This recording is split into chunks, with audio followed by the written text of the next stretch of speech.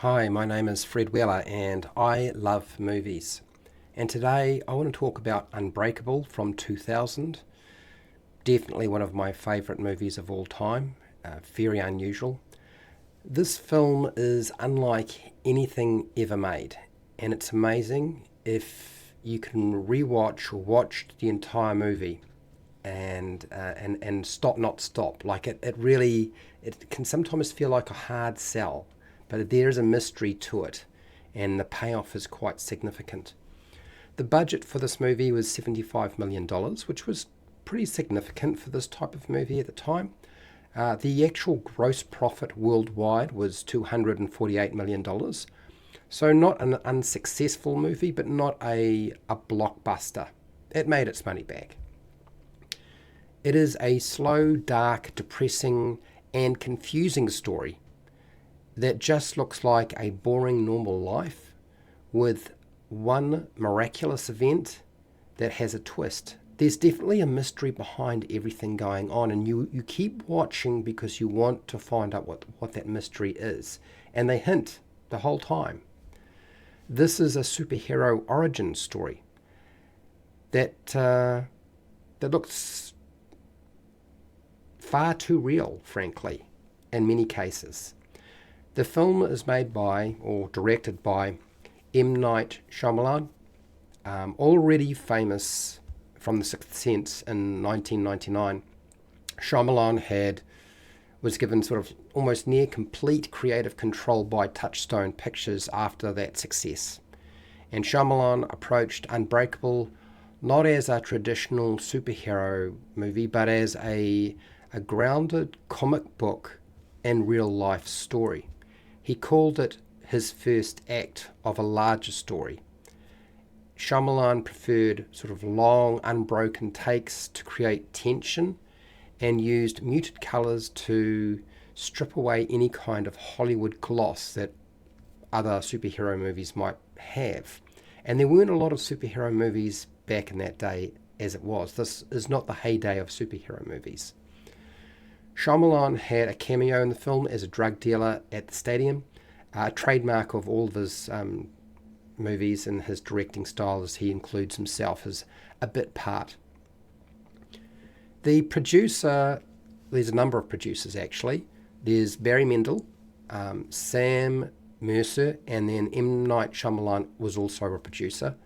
Now, Barry Mendel had just produced The Sixth Sense, and Mendel fought to give Shyamalan the freedom to push a slow burn superhero story during a time when comic book movies were not yet mainstream. They really weren't. And Sam Mercer, a long-time Shyamalan collaborator, handled production logistics, ensuring that the Philadelphia shoot went as smoothly as possible. The budget was high for the time, considering what this movie was going to be doing, especially given the unconventional tone of the story and film. Disney's Touchstone Pictures backed it, really only banking on Shyamalan's reputation alone, believing that he really probably would do another great film and they would make a lot of money. The screenplay for Unbreakable was written by M. Night Shyamalan. Quite a common thing to happen. Shyamalan has said he was fascinated by the structure of comic books and heroes and villains and their relationship and origin stories, and also weaknesses within a character. Originally, it was conceived as a three-act film: the origin, followed by the hero in action, followed by the hero versus the villain. The studio asked Shyamalan to only focus on the origin story, making Unbreakable essentially one long first act. It is the first act of a bigger story, a story which may or may not have got made.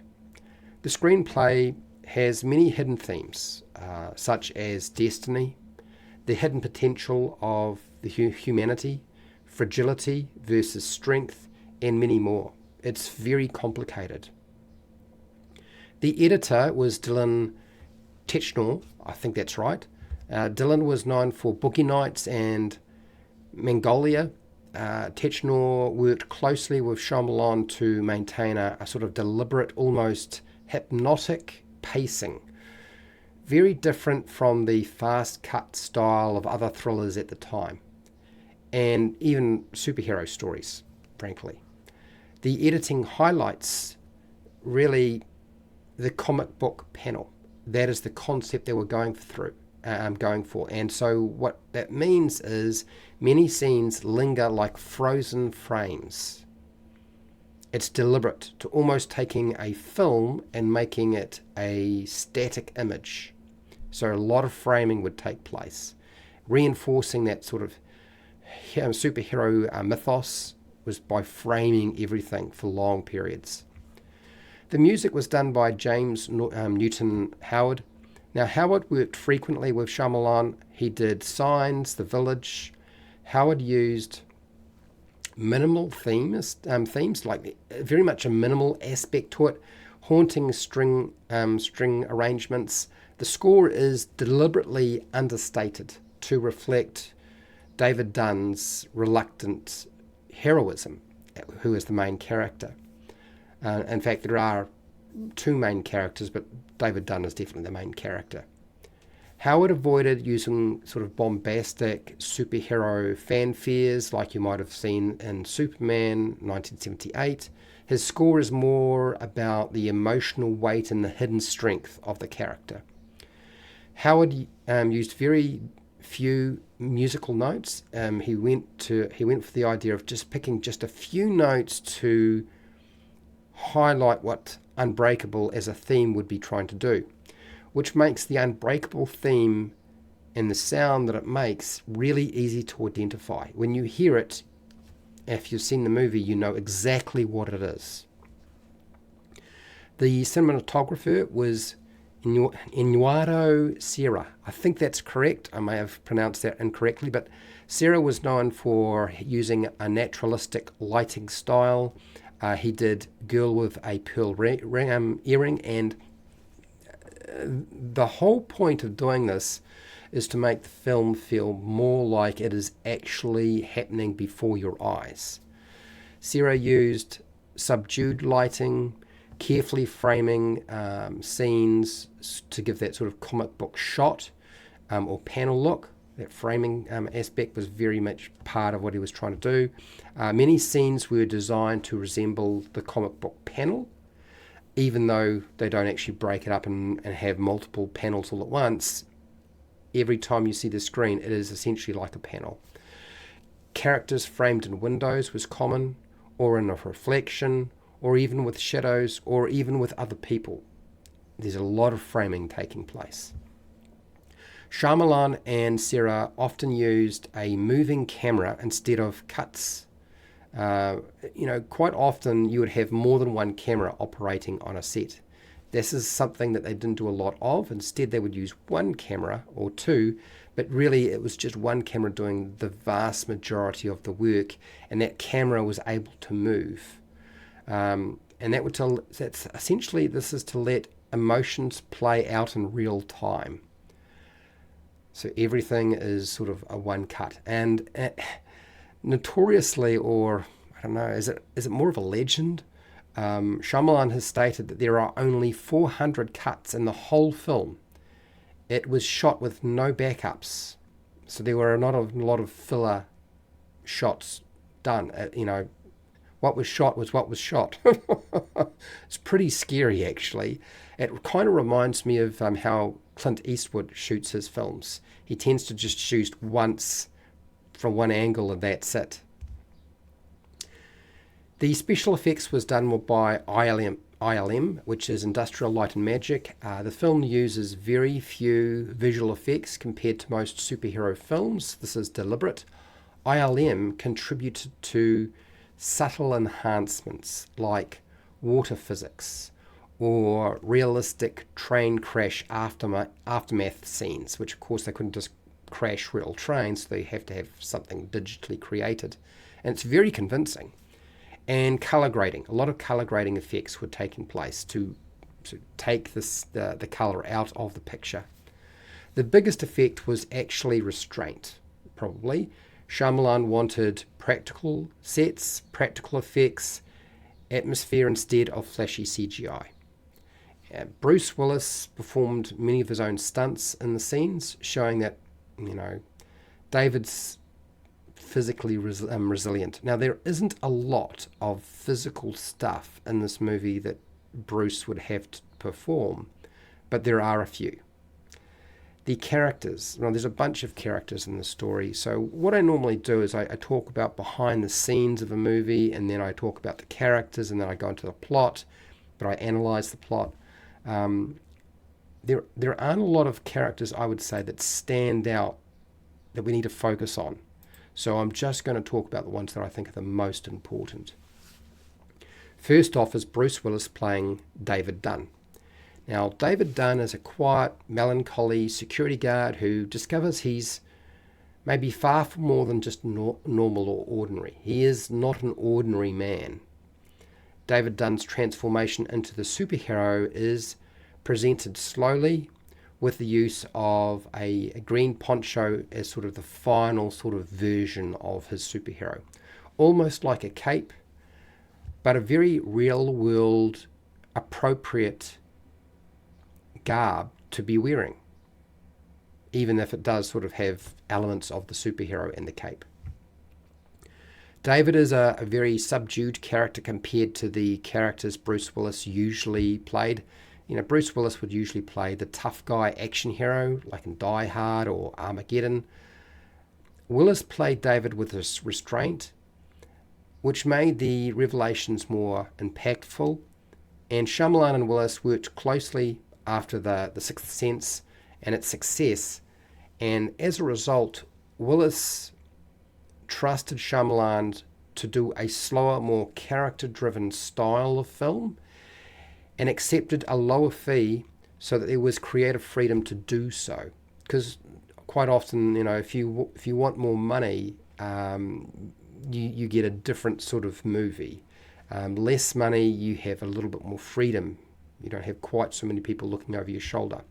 So Willis actually called Unbreakable one of his most favourite performances because it let him sort of explore the vulnerable nature of a character instead of just the physical strength of a character. Even though this character is very, very strong and very, very tough. Samuel L. Jackson played Elijah Prince, or, as we discover, Mr. Glass, a comic book art dealer with a brittle bone disease, basically. Estrogenius imperfecta, I believe it is. Now, Elijah believes that superheroes might exist and has been investigating the events of disasters that kill almost everyone. Jackson researched real-life patients with the condition to bring sort of as much authenticity to the character as he possibly could. Samuel Jackson also worked with the costume designers to create a flamboyant but fragile image for Elijah. So always seated, never really standing, or leaning on canes or leaning against something, framed in glass, framed in a mirror, framed in a reflection, or with just lots of glass mirrors and reflections around him. It was actually Jackson's idea to have Elijah use a glass walking cane rather than a standard sort of wooden or metal walking cane. Elijah's wardrobe was predominantly purple for a reason. It's the classic villain motif color in comic book art, and then Jackson also suggested that purple would work really well because Elijah's color sort of reflects that character, and he considered the character to be very regal, and Elijah Prince does seem like a bit of a prince, a king, a more important individual than everybody else. He certainly presents himself as such. Elijah's fragile body and powerful mind were deliberately mirroring the aspects of David's unbreakable body and David's uncertain mind. So by 2000, Jackson was already iconic for Pulp Fiction, Star Wars, Phantom Menace. This role really showed that Jackson's ability to play a cerebral, haunting villain instead of sort of an action-heavy role, it was sort of not hard. It was very easy for him to slip into. It's one of his better roles, I would say, frankly. And Samuel L. Jackson has done a lot of roles. He's done a lot of movies. Then we have Robin Wright. We hadn't seen Robin Wright for a long time, but she played Audrey Dunn. Audrey Dunn is David's estranged, lonely wife, representing David's sort of fragile personal life. She was grounded and empathic.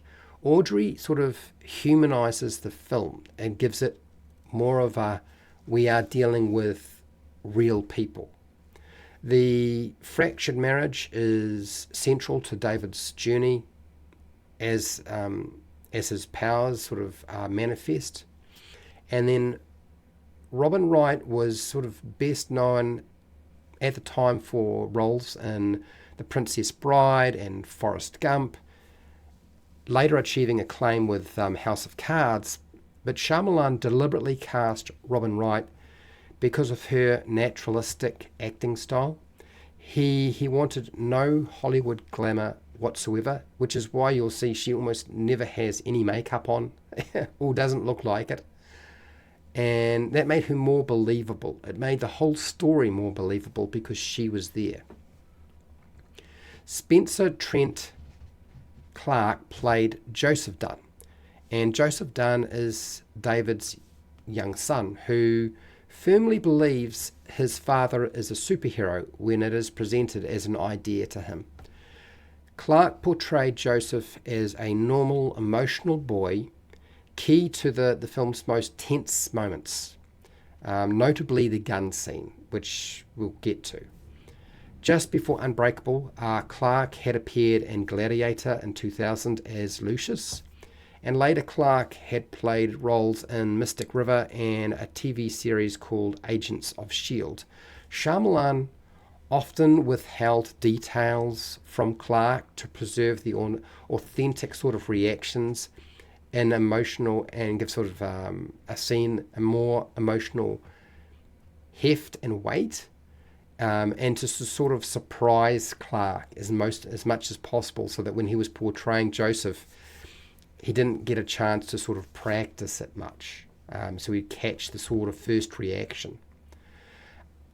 I'm not a fan of this approach because it can do a lot of damage to actors, and he's a child when he's playing this character.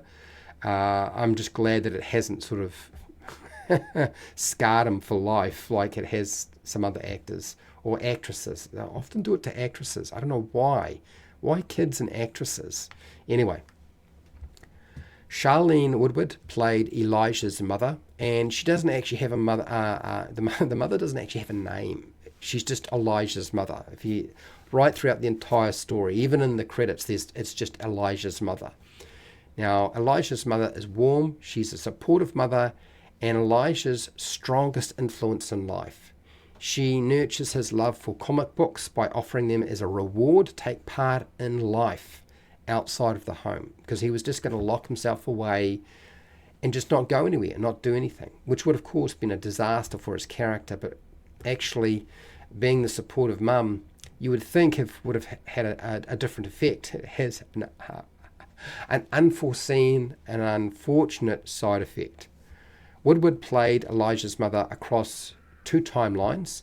She played the young version of the mother and the elderly version of the mother. She obviously had to use heavy makeup and prosthetics when playing the older version of the mother in various scenes. And Woodward was a Broadway actress with a strong stage history, a lot of credentials around playing in stage. She also was known for Law and Order SVU, I believe, and later reprised her role in Glass in 2019. I know some people don't like that movie. This is the final act of what was essentially going to be the story of David Dunn and Unbreakable, but Glass is not the story of David Dunn. It's the story of three characters, and I don't know that we'll never ever talk about that. We'll see. And then we have Chance Kelly playing the Orange Suit Man, a very important character, an ordinary looking cleaner spotted by David in a sort of a transit station. I could never figure out whether it was a transit station or it was an inside look of the stadium where he was working. But I always felt like it was possibly the transit station, like a train station or a bus station, or probably train station. Now, his presence is revealed by David's gift for sensing danger. Okay, and so this is the first time we come across the Orange Suit Man. The Orange Suit Man is a large killer who has invaded a family home, and he is the physical villain of the story. Whereas we discover that the mastermind villain is a different character in the story. It's not the Orange Suit Man. Later, Kelly became known for military and law enforcement roles in Generation Kill, Homeland, and Aquarius. So those are all of the key characters. There are other characters in the story, but I think those are the most important ones to focus on. And now I want to talk about the plot. Now, every time I talk about these sorts of things, I always assume that you have seen the movie. If you haven't seen the movie, you should have watched the movie first before going any further. I don't want to just go over the plot. I want to analyze it. I always do. And so that is what I'm going to do. And I have a lot. It's not a complicated story, but there's a lot to pull out of it. Everything we need to know about Elijah Price is presented at the beginning of the story in the first few minutes, with his broken bones during birth in a clothing shop or store. Elijah as a child becomes bitter and views the world in reverse, which you can kind of understand. His image is presented in reflections, or when he starts to look at a comic book upside down in a playground. First time he sees a comic book, it's upside down, and he has to turn it the right way up. It's done deliberately to show that he sees the world differently to everybody else and kind of in complete reverse. This is why we see this sort of thing going on in the framing of his character. Elijah, as a child, states that the other children or kids call him Mr. Glass, which he resents all his life for good reason. And ultimately, it leads him down the path of the mastermind villain. It is the first sign, and Shyamalan does this all throughout the movie, feeds you little bread crumbs to sort of hint where we're going with the story. The film's story has a few twists, not one. I think a lot of people assume there's only one twist, but there's actually more than one twist. There's a few twists that reveal that this film director is sneaky. When Elijah's mother says the comic book, says the comic book in the playground has a surprise ending, when she actually says that, the audience is being warned there is a surprise ending to the final story of Elijah and what other characters are going to be taking part. Elijah has an odd perspective, as I said. He considers comic book drawings as a high-end art form. So it sets up him for having another view of the world that is very different to what everybody else, because a lot of people wouldn't consider comic book art to be high-end art, but he does. But he sets up a building and has an art gallery designated for that very purpose. Not something you would normally see. Elijah is also rude and arrogant and condescending to nearly everyone in his adult life. You'll notice that the character is not a nice character. It highlights that Elijah is actually a bad person. Now, he may have got there legitimately because he's got this condition that's just made life miserable for him, but he is a bad person. David Dunn is the sole survivor of a horrific train accident and walks away without a single injury. A very powerful scene that we see. this sets up the central mystery. And that central mystery is David's unbreakable nature. Is he unbreakable or is he not unbreakable? And we're never too sure until we get to a particular part in the movie. Shyamalan deliberately avoids showing the crash so you can't figure it out, only the aftermath. And to make the survival more mysterious, more unsettling, but also unusually plausible. Like maybe it could happen. Maybe you could have one person who is completely uninjured and is the only survivor. It is just chance. It's just a freak of nature. It's got nothing to do with David at all. A message asks David how many times he has been sick in his life, and it's left on his car window, which leads David to realize that he's never been sick. He talks to his wife, and she doesn't remember because he doesn't remember. He talks to his boss, and his boss says, no, you've never been sick. You've never taken a sick day. So he starts to realize, well, okay, that's one thing, but he doesn't know what that really means. He just knows that he's never been sick. He just knows that's strange. David meets Elijah for the first time, who suffers from this brittle bone disease and believes that superheroes exist or might exist. Elijah suggests to David he might be special. He's not completely sure, but he's suggesting that might be a possibility, that a real super being that doesn't get sick or injured might exist in the world if he exists, since he is prone to injury and sickness quite a lot. So he's got a form of logic that kind of makes sense, but also doesn't completely make sense either. Elijah states that comic books are a form of history or mythology that has been distorted over time, something that no one would really believe in real life. Like you wouldn't come to that conclusion unless their own perspective is very different or strange from everybody else within your society. And this sets Elijah apart. Elijah even discloses, believe it or not, in a roundabout way, it's not completely obvious, but in a roundabout way, he even discloses that he is responsible for terrible disasters. And he says this basically to David and his son, the first time they meet.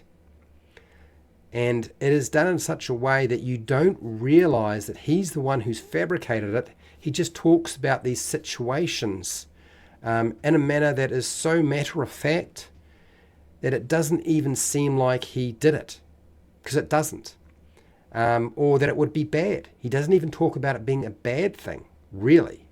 And although it seems like it would make sense, you can tell from the way he says these things, it doesn't seem like it's a bad thing to him. It's just an analytical research project. And that is the thing that I always sort of click onto, is that analytical research project that he's up to. And you're like, well, why would you even engage in that kind of analytical research project? There's something seriously wrong. And he's actually part of that process. He's the one causing those disasters, which we find out later on, of course. David's first instinct. So David Dunn's first instinct is that there is something evil or insane about Elijah. And he tells him so. He literally tells him so, talking about credit cards. He doesn't like him. And David Dunn is actually correct. His first instinct was the right one. But the relationship does continue. This introduces the film's sort of central philosophy or debate. Are comic books modern mythology? Like, is that what they are? Elijah embodies obsession and belief, while David embodies directionless and denial. And then Elijah is evil, facing David, who is good. Although I feel like David's character is he's the kind of good that just does nothing. But we learn more that he actually probably is in alignment of good, because he's a security guard. David easily manages his job. He has a job at a sports stadium, as a security guard. It's not a difficult job for him. He finds it very, very easy, to the point of boredom. He could do it with his eyes closed. While he struggles with his crumbling marriage to Audrey and neglecting his role as a father to his son Joseph. These things he's failed at. But the other thing he can do easily, and that is another hint and tip along the way about where we're going with David Dunn. Shyamalan grounds David in realism. He's not glamorous. He's weary. He has normal problems. He wears normal clothes. Nothing fancy. Nothing stupendous. The domestic troubles make his supernatural potential more poignant, I guess, because it's hidden beneath so many layers of mundane pain and mundane nature that it's hard to sort of get to the truth of the whole thing. Elijah pushes David Dunn to test and train himself, not just physically, but mentally, because this is one area that David does not do well, which David simply doesn't understand. He simply does not understand the concept of training yourself or testing yourself mentally. Physically, he does some weight training. He understands that. Because here's the thing, Elijah's area that he has mastered is the mind. But it's David's most undeveloped feature, which is the mind and the mental aspect of his world and how he interacts with it. That is not something he does well, which is why he has all these other problems with relationships and so forth, and why he is simply just a security guard. Elijah sort of pursues a tall camouflage jacket man after an interaction with David and Elijah about that man to discover if David can touch people and use some sort of ESP or extrasensory perception to learn information about them. And Elijah winds up falling down a set of stairs, concrete stairs, and it's again a reminder again that he doesn't belong in this unfair world, in this world where he just breaks. But what it does is it locks down that he now knows that David can potentially touch somebody and determine if they have something on them, like a gun with a particular type of handle. Something that, it's a bit of a stretch. I mean, it's a possibility. David says it could have been a 50-50 chance, but the fact that he said that he had a pistol on him, I mean, you could say, well, if you're going to carry anything, would you take a knife or would you take a pistol? Are you going to take a shotgun with you? Probably not. You can take an assault rifle with you? Probably not. So, but that's leaning in that direction. Elijah's padded his personal world, by the way. His workplace is built in such a way that it has ramps and makes it easy for him to navigate. There's not a lot of stuff that he can injure himself on. The interior of his car is protected.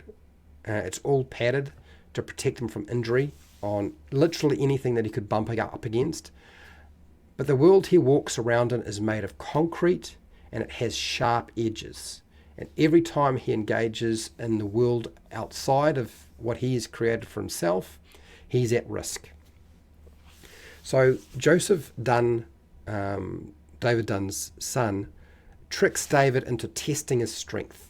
After hearing what Elijah has to say, and this leads to what is probably a chilling weight-lifting scene in a basement with his son. And if you've ever lifted weights before, for real, you will have heard of some of the horror stories that can occur when people lift too much. And this whole scene plays out, and it just gets worse and worse and worse. And yet he does not suffer a major injury. Nothing terrible happens. And you get suspicious, but it's not confirmation at all. It is a brilliant reversal of the superhero training montage. Instead of a flashy set of tests or proof, it's a quiet, suspenseful family moment, slowly stacking weights, even paint cans. It also appears to be not outside the realm of reality. Like, I suppose that actually could happen. Is it completely unthinkable. It is not like David Dunn picks up a train, a full-blown train. We don't see that, right? So David Dunn's transition from denial to shock, or should I say shocked confusion, after the weightlifting experience. He knows there's something odd. He's like, that doesn't make, like, I shouldn't be able to lift that much. I've never lifted that much before. My muscles have not been trained to that point. So there's something weird going on. So David's gift is not just physical. It's actually moral, giving him sort of a responsibility to act. And this plays out in a couple of ways. But initially, he makes mistakes or errors with his ESP. His ability to touch somebody and determine what they have done in the past, the good or the bad, but he can really only picks up images about bad things, not good things. So it doesn't look like a true superhero ability. It just looks like noise. It just looks like a flashback. It can mean nothing. Like it could be just his dementia, David's dementia, setting in as he ages, for all you know. Audrey actually represents the good healer that rejects all forms of violence and believes in mortal limits, very much in mortal limits, because she sees it every day. And it's why David loves her so much, because of those factors. And David is really the reverse of Audrey's understanding of the world, which is strange that they got together. David has to conceal his strength and the violence that he can do in sports, and to protect other people. He doesn't really talk about what happens at work. He doesn't do that sort of thing. He just does it, which throws him into depression. I think that's ultimately what happens, is because they are so divergent in how they operate. It is not like David enjoys this stuff. He's just really good at it. But it's not something that Audrey wants in her life. Elijah somehow arranges to have Audrey be his physiotherapist so that he can question her about her relationship with David. And I think that's part of the mystery, to determine why is it that David is having such huge problems at home, and why he seems to be where he's at. And it leads him to sort of, I guess, the best way that you could actually sort of look at this is it leads Elijah to realizing that Audrey is probably part of the problem that David is having. But I also believe that it leads Audrey to the horrific shock when she starts talking to Elijah at the fact that Elijah has a serious mental illness that has developed over time. And she can see it. David Dunn could see it. Audrey can see it. And you wouldn't expect it to be in somebody sitting in a wheelchair, but it's there. Joseph gets into a fight at school, trying to help out another kid who gets into trouble, because he believes that his father is a superhero. And he might be too. But what this proves in the story is that having superhero or super being toughness and strength is not genetically passed. David Dunn has it. Audrey doesn't have it. And just because Joseph is David's son does not mean that genetically it passes to him. Which is always the question, is like, how can it, does it pass genetically or not? And this story says, no, it's not. It's not passed genetically. So how is it that it happens in the first place? We don't really know, and that's never answered. David visits the school to collect Joseph and learns from the old school nurse that David almost drowned in the swimming pool many, many years ago. So he's not indestructible. He had forgotten that. It was probably very traumatic, and he wasn't aware of it. But it's another chink in the armor to the possibility of him being a superhero. Like, obviously he can drown, and obviously he can get sick and unwell, and it looks like he literally died for a short period of time, and he was brought back. So Joseph is desperate to prove that his father is powerful, and that his father has powers, superhero powers, and he nearly shoots David with a pistol. David convinces him to stop, affirming that he has love as a father. But it's also framed in such a way, like, the question is, if we ever had the scene play out differently and Joseph actually fired the bullet, would the bullet bounce off David? And I think the answer is the bullet would probably bounce off David, which is a scary thought. And it's probably why they never did that, because they didn't want to sort of throw it into your face. They would have broken down everything they were trying to do before. But I think that's the reality. That's the level of unbreakableness that David has. This moment sort of dramatizes faith versus danger. Joseph has unwavering belief that collides with his father's fearful denial. If the gun fires, the truth is revealed at a terrible cost and possibly shows an obvious limit to David. But I don't think that's what we would have really got if the bullet had ever been fired. But they've left it out for storytelling reasons, because we want the right time to reveal everything, right? David has a romantic date with Audrey, trying to rekindle his love and his relationship with her, which seems to be working. Like they seem to be sort of repairing some of the damage. She is willing to try again. He is willing to try again. And it's not like he's actually, even though we see in the very first part of the story him trying to chat up and get with another lady, he hasn't actually done that. And that's not really the reason why he's disconnected from Audrey. David honestly explains to Audrey he doesn't know why he neglects or ignores her and his son. But he doesn't feel complete. There's something not quite right, and he doesn't know the answer to why that is.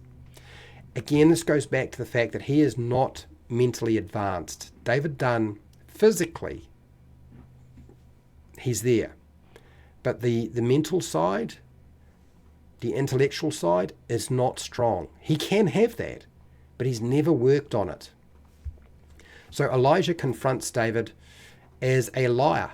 He believes that David Dunn lied, and he does this over the phone. It's a phone message about his past injuries. He doesn't believe that David Dunn has had past injuries. He believes that David Dunn has had no past injuries. He states that he can die, but he has a weakness. He has a weakness to water, and water can kill him. And that is the thing he needs to concern himself with. It is not that he can't die, but water can kill him. So David decides he's had enough of this. He needs to go and do a bit of research himself. He goes and inspects the train carriage wreckage that he was in on the East Rail storage shed.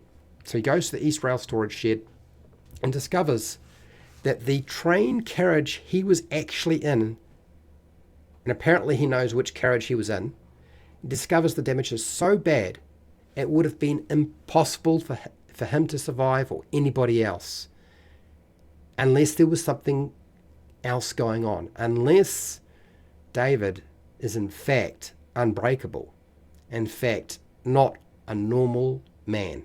And that is where it all comes flashing back. This is the moment in the entire story in this film where we get the revelation.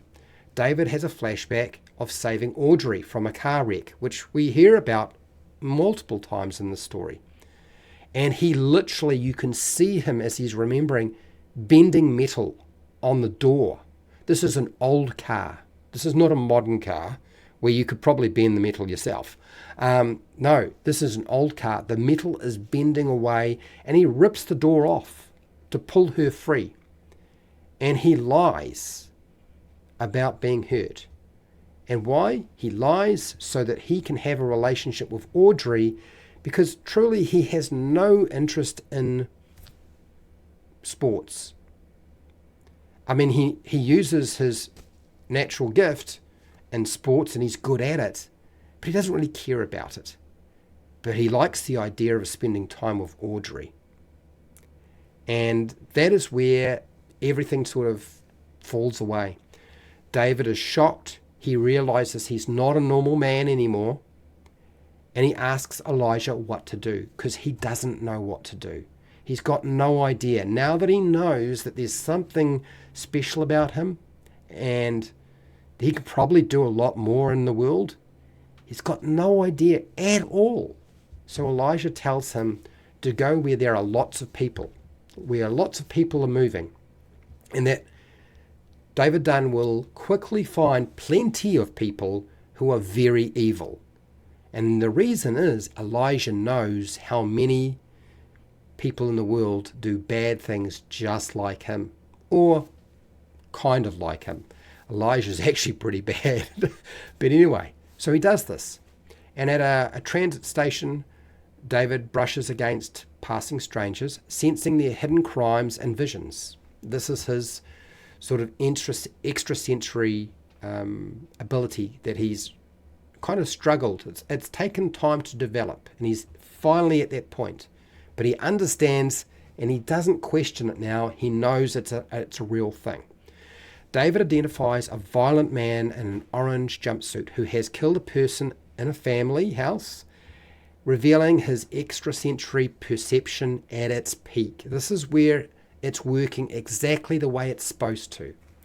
So David Dunn follows the man in the orange jumpsuit and discovers a family that has been held captive. He rescues the two children, but he can't help the parents because they've already been killed. The father has been killed, and trying to rescue the mother, he will find that she's also perished, unfortunately. At the point where he is sort of trying to track down the killer and save those people who are potentially still alive, there's this haunting scene where the villain, the orange jumpsuit man, shows up behind him, pushes David Dunn into the pool, and David Dunn nearly drowns in the process. You can see the panic in him, but you can also feel the panic yourself. And believe it or not, he is saved by the children he helped. And it's interesting how children play such an essential role in this whole story with David Dunn, that their belief in him, his own child, being assisted to do what needed to be done, again, from children.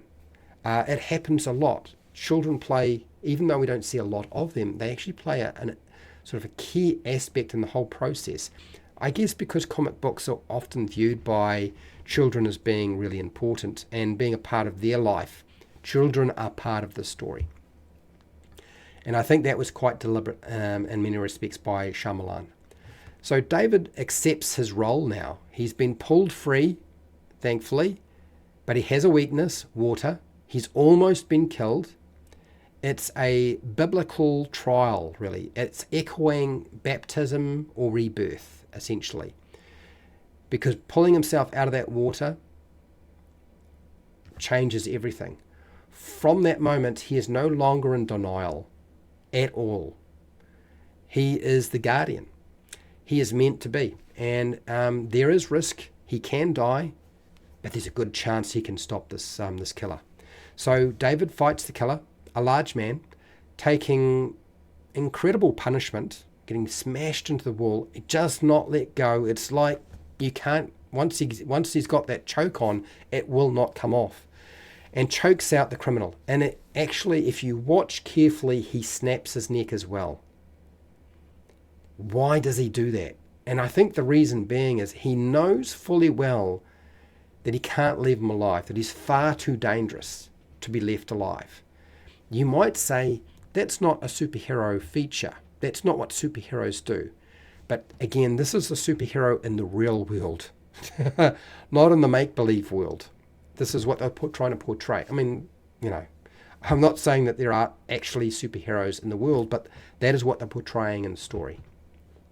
David's poncho, as I said, is deliberately designed like a superhero cape, and his colour, it's green, symbolising life and endurance. and it becomes a major aspect. That is his costume, without being flashy. It fits in with the real world quite nicely. So quietly, after saving the children, David returns home, removing his poncho, hanging it up like he would anything else, and takes Audrey from her bedroom and puts her into his bed and tells her he had a nightmare, symbolizing that he loves her and needs comfort from the tragedy that he has seen, which is the death of two people, or two dead people, and the fact that he had to save two children from probably a violent death themselves, and the fact that he had to perform violence himself and kill somebody else, something he can't tell her about. But it's traumatized him, and he doesn't feel good about it. It is a nightmare for him. And you know that this is that moment because he actually tells Audrey earlier in the story that he stopped really engaging with Audrey when he stopped waking her up because he had a nightmare. So this is why this moment is really important. So during breakfast the next day, David slides the newspaper over and shows an article of a cloaked man saving two children in front of his son. Quietly, he doesn't let his wife see this. He quietly confirms to his son that he is in fact the hero of that story and article, and that it was him, and that he is actually the superhero that Joseph thought he was, and that he was right. But he must keep it secret from everyone, including Audrey, his wife. It is a very, very important aspect of the story. It also highlights the potential problems for later on, but anyway.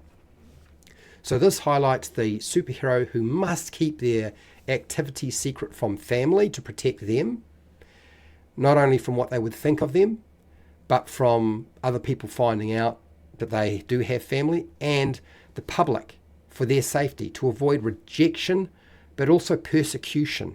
Because no doubt, even though David Dunn has saved those two children, he might well have been persecuted and taken into a court for killing a man, even though he's a bad, bad man, right? Our justice system and the justice system portrayed in the movie is flawed. That's why these things happen. It's a chilling twist that we get. We thought we had most of the twists revealed, but the final one that we weren't really sure about, and you don't know completely, they've been hinting the whole time, we finally get it. Elijah reveals that he caused numerous disasters that killed many people, including the train crash, in order to find somebody like David Dunn, to find his opposite. And now that Elijah knows that David Dunn exists, he declares himself Mr. Glass. Not because he chose the name, but because the children chose the name. He is the villain to David's hero. He is the mastermind. It's a subversion of the superhero storytelling that we see here. Elijah is not just a mentor in the story, but he is the orchestrator of the tragedy in the first place. The hero and the villain are revealed to be two halves of the same myth. It's a wonderful depiction in a movie to see something like this with so many different layers. I think, in summary, for me, Unbreakable is one of the best films I've ever seen. It's rewatchable. And over time, it's gained recognition as one of the most intellectual or intelligent deconstructions of the superhero genre. It released way before the superhero boom, before things like Batman Begins or Iron Man. It really is a cult. It has a cult status, now considered to be ahead of its time, sort of laying the groundwork for modern superhero storytelling, you might say. But I don't believe so, because no storytelling about heroes has done what this movie has done. I think this is probably one of the greatest stories ever put out, in my opinion. Shyamalan also created another movie called Split in 2016, which is the second act of the story. Okay, and then we have Glass in 2019, which is the final act of the story. Split is really more about the physical villain or hero in some respects. It's a mix. And then Glass is really the story of the master villain Glass, but it incorporates all three. Includes David Dunn, the Beast, and of course Elijah Price. Sort of turning Unbreakable into the first part of a trilogy, probably one of the most contentious trilogies you could possibly imagine. Is it a successful one? A lot of people are just not satisfied with the story. The director has said that Unbreakable is one of the most personal works, that he's called it sort of a secret comic book movie, and I would agree. The story is really about fragility versus strength. Every character reflects this theme. David's body versus Elijah's body. David's shaky marriage versus the unshakable bond between Joseph. And also the unshakable bond between Elijah and his mother. Faith and denial. We have Elijah and Joseph who believe, while David resists until forced to confront the truth. Really, he is forced to confront it. And then we have a really big question, I think, about a story like this, and that is, if we take the story on, is Audrey Dunn the right woman for David Dunn? I would suggest she is not, even though David has picked her. And the reason being is, it's not because she isn't a good person. It isn't because she's a healer. It's because she really kind of rejects all violence no matter what.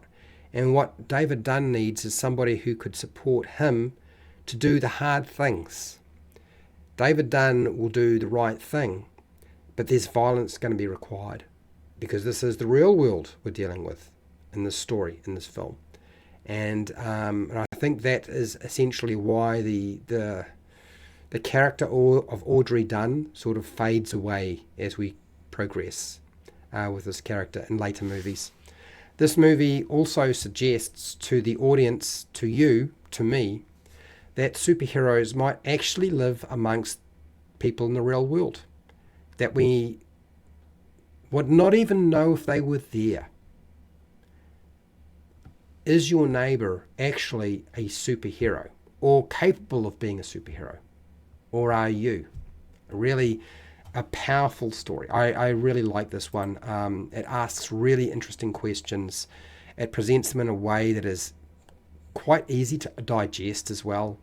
I highly recommend it. It's one of my favorites. And that's all I have for today. I don't know what I'm going to talk about next week, but it doesn't matter. We'll see what happens. Who knows? It was a fun time talking about Unbreakable.